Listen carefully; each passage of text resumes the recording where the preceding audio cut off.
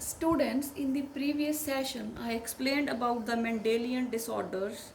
Now, I'm going to explain about the chromosomal disorders. Now, what are chromosomal disorders? When more than one gene is affected or a complete chromosome is affected, ठीक है, ਉਹਦੀ chromosome ਦੀ ਇੱਕ extra copy ਪਈ ਹੈ ਜਾਂ ਇੱਕ ਆਮ ਹੈ ਨਹੀਂ, ਸੋ ਇਦਾਂ ਦੀਆਂ ਜਿਹੜੀਆਂ ਪ੍ਰੋਬਲਮਸ ਹੈ related to the chromosomes are studied under chromosomal disorders. So the ਜਿਵੇਂ ਆਪਾਂ ਮੈਂਡੇਲੀਅਨ ਡਿਸਆਰਡਰਸ ਕੀਤੇ, we divided it into two autosomal and sex linked. Similarly, we have the autosomal chromosomal disorders. ਉਹਦੀ example ਹੈ ਬੇਟੇ Down's syndrome. ਤੇ sex linked disorders ਦੀ example ਹੈ Turner's syndrome and Klinefelter's syndrome. Syndrome word is used for a group of diseases. ਜਦੋਂ ਕਾਫੀ ਸਾਰੀਆਂ ਬਿਮਾਰੀਆਂ ਇਕੱਠੀਆਂ ਹੋ ਜਾਣ, ਪ੍ਰੋਬਲਮਸ ਇਕੱਠੀਆਂ ਹੋ ਜਾਣ, we call it as a syndrome. ਜਿੰਨਾ ਚਿਰ ਉਹ ਇੱਕ ਹੁੰਦੀ ਹੈ, we call it as a disease. So as you are clear that Down syndrome is autosomal, means it has nothing to do with the sex chromosomes. Autosomes the problem hai. So let us first discuss about the Down syndrome. It is the presence of an additional copy of chromosome number 21. ਬੇਟੇ ਆਪਾਂ ਨੂੰ ਪਤਾ ਹੈ ਵੀ ਆਪਣੀ body ਦੇ ਵਿੱਚ 23 chromosome ਦੇ pairs ਪਏ ਹੈ, 22 pairs autosomes ਹੈ ਤੇ ਜਿਹੜਾ 23rd pair ਹੈ ਉਹ ਸੈਕਸ ਕ੍ਰੋਮੋਸੋਮ ਹੈ. ਤਾਂ ਇੱਥੇ ਦੇਖੋ ਬੇਟੇ, ਆ ਡਾਇਗਰਾਮ ਦੇ ਵਿੱਚ ਦੇਖੋ, ਜਿਵੇਂ ਮੈਂ ਦਿਖਾਇਆ ਕੈਰੀਓਟਾਈਪ ਬਾਰੇ ਮੈਂ ਦੱਸਿਆ ਵੀ ਆਪਾਂ ਮੈਟਾਫੇਸ ਸਟੇਜ ਤੇ ਸਾਰੇ ਕ੍ਰੋਮੋਸੋਮਸ ਦਾ ਸਟਰਕਚਰ, ਸ਼ੇਪ, ਸਾਈਜ਼ ਸਟੱਡੀ ਕਰ ਸਕਦੇ ਹਾਂ ਤੇ ਆਪਾਂ ਉਹਦੀ ਇੱਕ ਪਿਕਚਰ ਬਣਾ ਲੈਂਦੇ ਹਾਂ ਜਿਹਨੂੰ ਆਪਾਂ ਕਿਹਾ ਆਈਡੀਓਗ੍ਰਾਮ. ਤਾਂ ਬੇਟੇ ਆਈਡੀਓਗ੍ਰਾਮ ਜਦੋਂ ਬਣਾਉਣੇ ਆ ਤਾਂ ਫਿਰ ਪਤਾ ਲੱਗਦਾ ਅਬਾਊਟ ਦਾ ਡਾਊਨਸ ਸਿੰਡਰੋਮ. ਤਾਂ ਇਹਦੇ 'ਚ ਦੇਖੋ ਬੇਟੇ, ਜਿਵੇਂ ਆਹ ਕ੍ਰੋਮੋਸੋਮ ਨੰਬਰ 19 ਸੀ, ਇਹ ਦੋ ਹੋਮੋਲੋਗਸ ਕ੍ਰੋਮੋਸੋਮਸ ਪਏ ਆ ਪੇਅਰ. ਕ੍ਰੋਮੋਸੋਮ ਨੰਬਰ 20 ਇੱਕ ਪੇਅਰ ਪਿਆ, ਪਰ ਜਿਹੜਾ ਕ੍ਰੋਮੋਸੋਮ ਨੰਬਰ 21 ਸੀ ਉਹਦੇ ਤੇ ਇੱਕ ਪੇਅਰ ਤਾਂ ਪਿਆ ਹੀ ਪਿਆ, ਪਲੱਸ ਇੱਕ ਹੋਰ ਕ੍ਰੋਮੋਸੋਮ ਐਕਸਟਰਾ ਪਿਆ. 3 ਕ੍ਰੋਮੋਸੋਮਸ ਪਏ ਹੈ 21 ਨੰਬਰ ਤੇ. So this is called as trisomy of 21, ਮਤਲਬ 3 ਕ੍ਰੋਮੋਸੋਮਸ ਹੋ ਗਏ. ਤਾਂ ਐਡੀਸ਼ਨਲ ਇੱਕ ਹੋਰ, 2 ਹੀ ਹੋਣੇ ਚਾਹੀਦੇ ਸੀ ਕ੍ਰੋਮੋਸੋਮਸ, ਇੱਕ ਤੀਜਾ ਹੋਰ ਆ ਗਿਆ ਐਡੀਸ਼ਨਲ ਕਾਪੀ. ਤਾਂ ਤੀਜੇ ਜਿਹੜਾ ਜਦੋਂ ਆ ਜਾਂਦਾ ਤਾਂ it creates a problem which is called a Down's syndrome. ਤਾਂ ਡਾਊਨ ਸਿੰਡਰਮ ਬੇਟੇ ਕਿਉਂ ਕਿਹਾ ਜਾਂਦਾ ਡਾਊਨ ਸਿੰਡਰਮ? ਕਿਉਂਕਿ ਇਹਨੂੰ ਜਿਹੜਾ ਡਿਸਕਵਰ ਕੀਤਾ ਸੀ ਉਹਨਾਂ ਦਾ ਸਾਇੰਟਿਸਟ ਦਾ ਨਾਮ ਸੀਗਾ ਲੌਂਗਡਨ ਡਾਊਨ. ਤਾਂ ਵਾਟ ਇਜ਼ ਦੀ ਜੈਨੇਟਿਕ ਕੌਨਸਟੀਟਿਊਸ਼ਨ? ਹੁਣ ਬੇਟੇ ਜਿਹੜਾ ਆਟੋਸੋਮਲ ਡਿਸਆਰਡਰ ਹੈ ਮੇਲ 'ਚ ਵੀ ਹੋ ਸਕਦਾ ਹੈ, ਫੀਮੇਲ 'ਚ ਵੀ ਹੋ ਸਕਦਾ ਹੈ.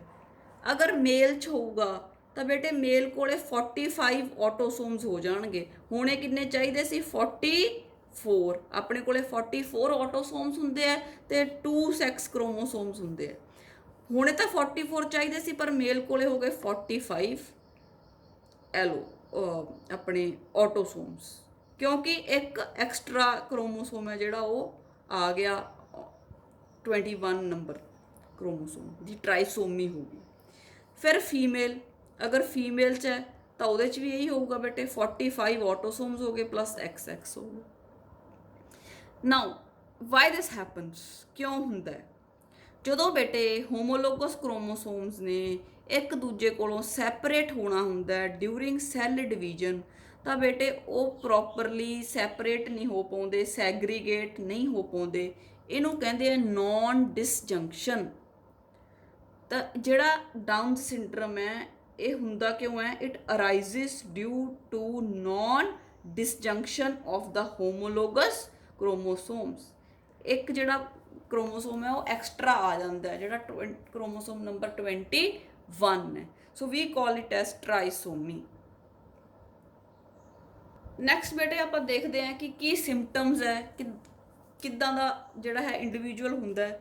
ਬੇਟੇ ਉਹਦਾ ਮੂਨ ਲਾਈਕ ਰਾਊਂਡਡ ਫੇਸ ਹੁੰਦਾ, ਮੂੰਹ ਪੂਰਾ ਗੋਲ ਹੋ ਜਾਂਦਾ ਹੈ, ਮੱਥਾ ਚੌੜਾ ਹੋ ਜਾਂਦਾ ਹੈ, ਨੋਜ਼ ਫਲੈਟਨਡ ਹੋ ਜਾਂਦਾ ਹੈ ਤੇ ਜਿਹੜੇ ਈਅਰਸ ਆ ਉਹ ਸਮੌਲ ਸਾਈਜ਼ ਦੇ ਹੁੰਦੇ ਆ.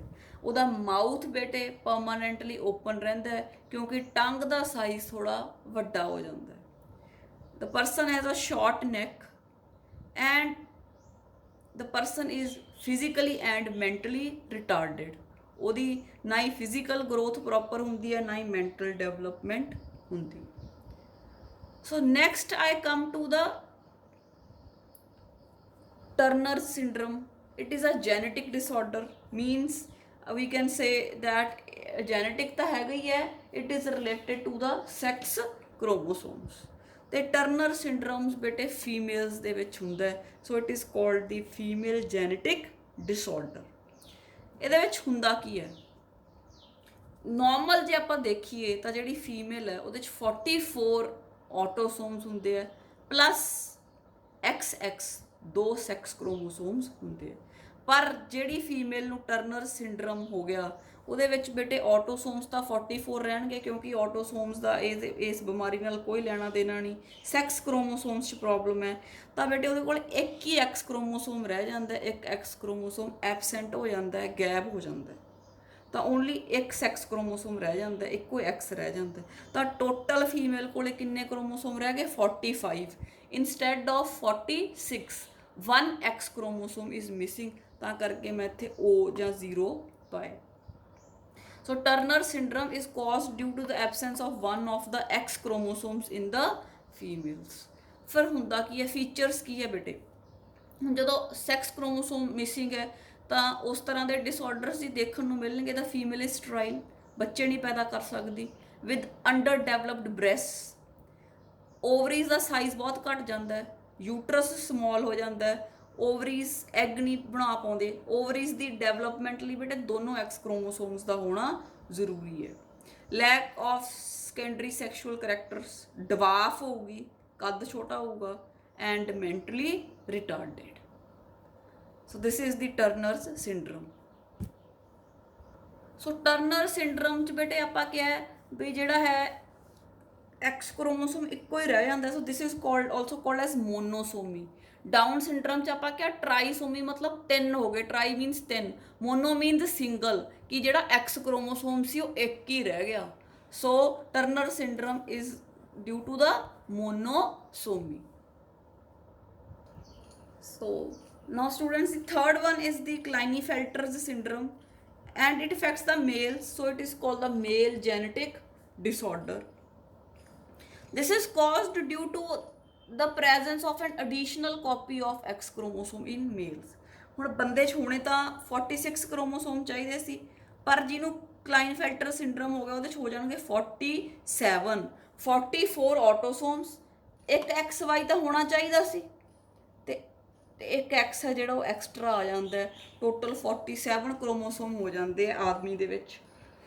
ਸੋ this is called as the Klinefelter syndrome. Now what are the symptoms, ਹੁਣ ਜਦੋਂ ਬੇਟੇ ਇੱਕ ਐਕਸਟਰਾ ਐਕਸ ਕ੍ਰੋਮੋਸੋਮ ਆ ਗਿਆ ਤਾਂ ਫੀਮੇਲ ਵਰਗੇ ਕਰੈਕਟਰਸ ਆ ਜਾਂਦੇ ਆ ਮੇਲ ਦੇ ਵਿੱਚ, ਜਿਹੜੀਆਂ ਬ੍ਰੈਸਟ ਜਿਹੜੀ ਹੈ ਉਹ ਐਨਲਾਰਜ ਹੋ ਜਾਂਦੀ ਹੈ ਕਿਉਂਕਿ ਇੱਕ ਐਕਸਟਰਾ ਐਕਸ ਕ੍ਰੋਮੋਸੋਮ ਹੈ। ਤੇ ਜਿਹੜਾ ਉਹ ਮੇਲ ਹੈ ਸਟਰਾਈਲ ਹੁੰਦਾ, ਉਹਦੇ ਟੈਸਟਿਸ ਡਿਵੈਲਪ ਨਹੀਂ ਹੁੰਦੇ, and he is mentally retarded।